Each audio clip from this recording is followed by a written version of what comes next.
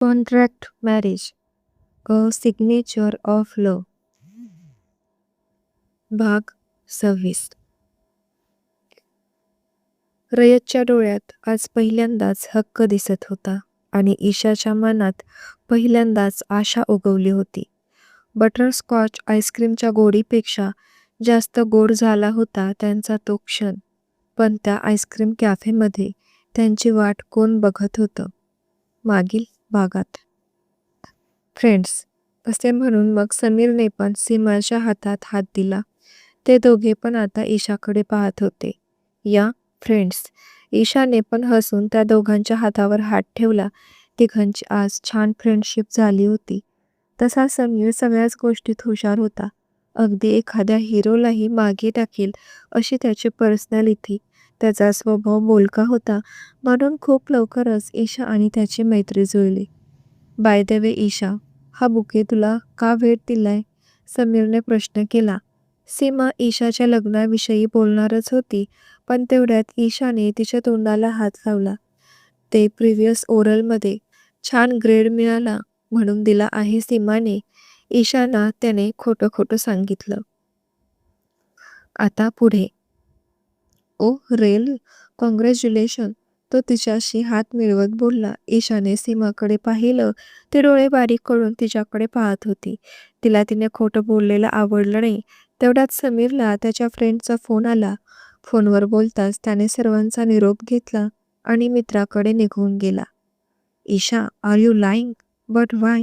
आपण आजच फ्रेंड झालो आहोत, मग का खोटं बोललीस त्याच्याशी? समीर निघून जाताच सीमा ईशाला म्हणाली, तुझं बरोबर आहे ग, मैत्रीमध्ये काही लपवत नाहीत. पण काय सांगणार मी त्याला? हेच की माझं लग्न झालं आहे आणि माझा नवरा मला बायको म्हणून स्वीकारत नाही. का हे सांगू की मी प्रॉपर्टीसाठी माझं लग्न केलंय? जे नाते समोरच्याला समजलं नाही त्याला दुसरे तरी काय ओळखणार? मला नाही वाटत की मी आमच्या नात्याबद्दल आत्ताच कोणाला सांगायला हवं. आणि मी ठरवलंय तोपर्यंत रयत पण हे नातं स्वीकारणार नाही. तोपर्यंत मी हे नातं जगासमोर आणणार नाही. ईशा भावूक झाली होती. तिचे डोळे भरून आले होते. तिला हे नातं रयतवरती लादायचं नव्हतं आणि तिच्या हातून निसटून पण जाऊ द्यायचं नव्हतं. ती फक्त योग्य वेळ याची वाट पाहत होती. एक दिवस तिचं प्रेम तिला नक्की मिळणार, तिच्या मनाला खात्री झाली होती. ती या नात्यात किती पॉझिटिव्ह आहे हे आता सीमाला कळून चुकलं होतं. सीमाने ईशाकडे पाहिलं. तिच्या डोळ्यातून अजूनही अश्रू येत होते. आपण उगीच तिला हर्ट केलं. सीमाला वाईट वाटत होतं. तिने तिच्या चेअरवरून उठून तिला पाण्याचा ग्लास दिला. पाणी पिल्यावर ती शांत झाली होती.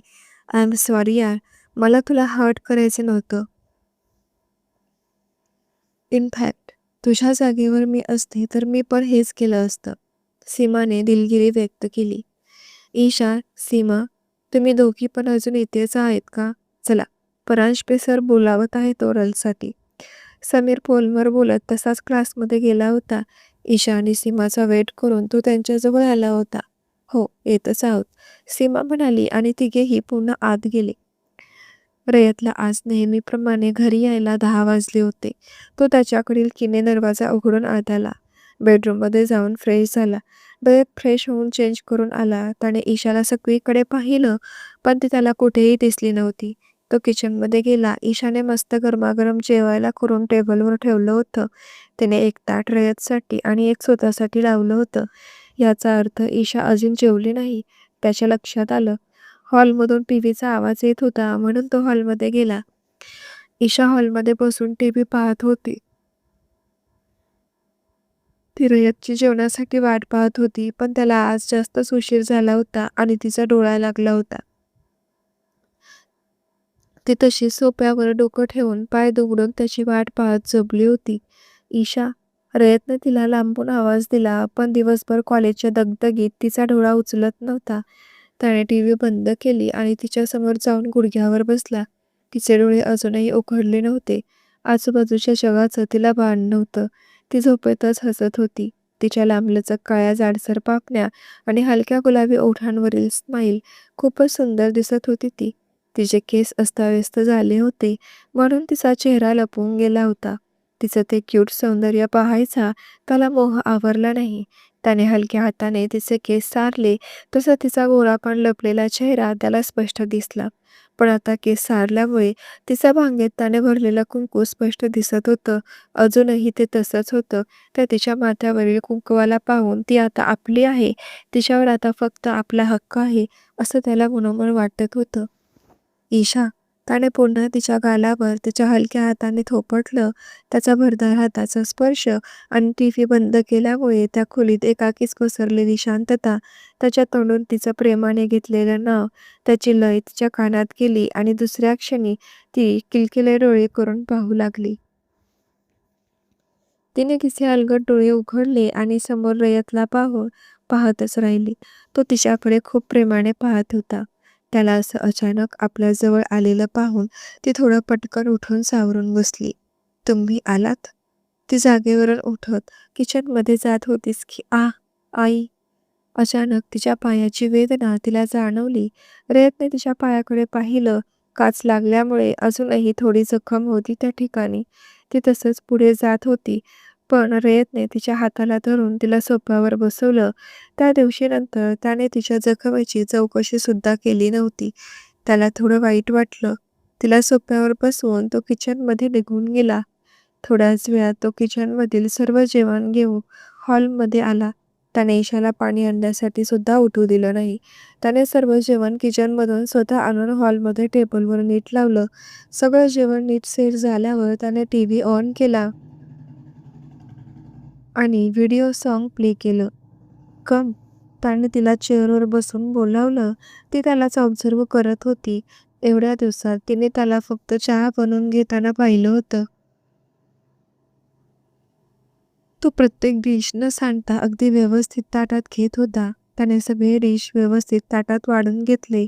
त्याने तिच्याकडे पाहिलं. ती सोफ्यावरून जेवणासाठी उठत होती. "वेट." त्याचा अचानक आवाजाने ती पुन्हा स्टॅच्यूसारखी जाग्यावर थांबली. त्याने त्याची चेअर मागे ओढली आणि ज्यावरून उठून तिच्याजवळ गेला. तिने ओशाळून त्याच्याकडे पाहिलं. तो एकदम जवळ आल्याचं तिला कारण समजलं नाही. ती तशीच त्याला एकटक पाहत होती. तो पुन्हा तिच्या छातीजवळ झुकला. नुकताच प्रेस झालेला त्याचा सुगंध तिला वेडावत होता. तो तिला तसंच कमरेत हात घालून उचलून घेऊन टेबलजवळ आला. त्याने तिला तेथील चेअरवर अलगद बसवलं आणि तोही तिच्या फ्रंट चेअरवर जाऊन बसला. ती त्याच्या अशा अचानक कृतीने गोंधळून गेली होती. त्याने पुन्हा एक घास घेतला आणि थोडंसं तिच्या साईडने झुकवून तिच्या तोंडासमोर धरला. तिला त्याचं हे वागणं अनपेक्षित होतं. ती खात नाहीये म्हणून त्याने तिला डोळ्यांनीच "घे" असं खुणावलं आणि तिने पटकन आग करून घास तोंडात घेतला. यावेळी तिने तिचे डोळे मिटून घेतले होते. तो आज तिची एवढी केअर करतोय ती मनातून आनंदून गेली होती. पण तिने तिचे आनंदाश्रू डोळ्यातून बाहेर पडू दिले नाहीत. ती त्याच्याकडे पाहून हलकं हसली आणि मग दोघांनी पण पोट भरून जेवून घेतलं. "ईशा, एक विचारू?" जेवण झाल्यावर त्याने तिला विचारलं. "हो." यांना काय विचारायचं असेल? विचारातच तिने हो उत्तर दिलं. "तू माझ्या जेवणासाठी वाट पाहत होतीस ना?" त्याच्या प्रश्नावर तिला काय उत्तर द्यावं ते समजत नव्हतं. "हो." ईशाने नजर खाली झुकवत उत्तर दिलं. "वाय?" त्याने डोळे बारीक करून विचारलं आणि तिने नजर वर करून त्याच्याकडे पाहिलं. "तुम्हाला नाही आवडलं का?" तिने हळू आवाजात विचारलं आणि पुन्हा नजर खाली केली. "नाही." तो निर्विकार बोलला आणि त्याचं हे उत्तर ऐकून ईशाला वाईट वाटलं. भीतीने तिचं काळीज वर खाली होऊ लागलं होतं. "ठीक आहे, उद्यापासून नाही थांबणार." ती बोलून निघून जातच होती की त्याने तिला "इशू" म्हणून एकदम हळू आवाजात पुन्हा आवाज दिला आणि त्याचा तो मादक आवाज आणि त्या आवाजामध्ये त्याने तिच्या नावावरून तिचं इशू असं घेतलेलं नाव ऐकून तिच्या पोटात गोळा आला. तिने त्याच्याकडे पाहिलं. "तू माझ्यासाठी जेवायला थांबली होतीस. हे मला का नाही आवडलं ते नाही विचारणार का?" तो तिच्या डोळ्यात पाहत बोलला आणि तिने चमकून त्याच्याकडे पाहिलं. "इशू, अगं मी दिवस-रात्र कामात बिझी असतो. त्यात कधी-कधी माझ्या लेट नाईट मीटिंग ठरलेल्या असतात. तो अशी माझी वाट पाहत उपाशीपोटी झोपी गेलेलं मला आवडेल का?" तो भावनेच्या भरात बोलून गेला. पण त्याला तिच्याविषयी किती काळजी आहे, तो तिचा किती विचार करतो हे तिला समजलं होतं. प्रेम तर आहे, पण दाखवायचं नाही. काळजी करायची, पण नातं स्वीकारायचं नाही. तिने मनातच त्याला टोमणा मारला.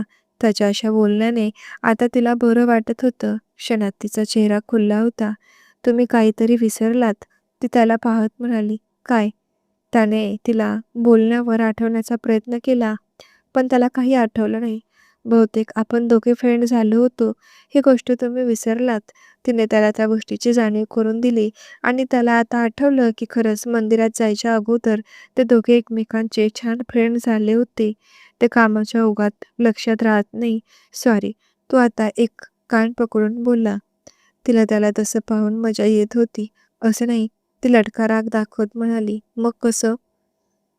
तुम्ही या बदल्यात मला आईस्क्रीम खाऊ घालायचं, ते पण माझं बटरस्कॉच फ्लेवरचं, चालेल? ती त्याला ऑर्डर सोडत म्हणाली. दोस्ती की है निभानी तो पडेगी.